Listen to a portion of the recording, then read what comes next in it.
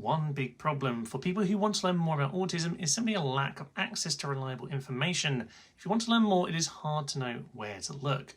A lot of it may well, though, be from social media, and a really intriguing piece of research from 2025 by Aragon Guerra et al. Looked at how accurate TikTok videos actually are. It found that 7 out of 10 were misleading or simply had misinformation.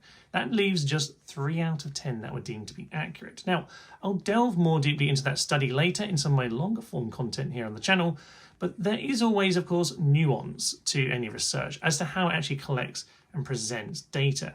But only 30% is quite problematic.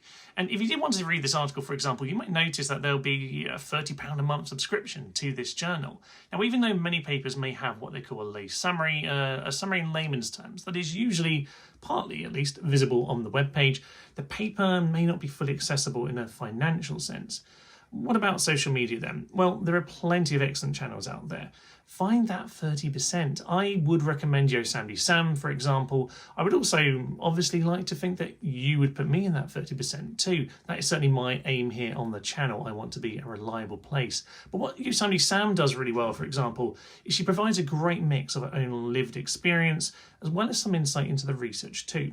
And where she excels is making that distinction between the two very clear.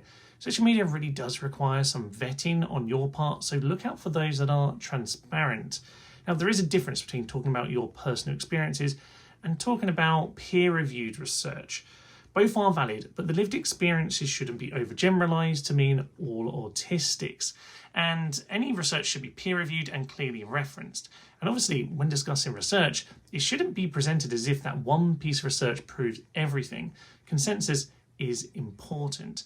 In my next video, I'll give you some ideas of how to access research outside of social media. Until then, peace.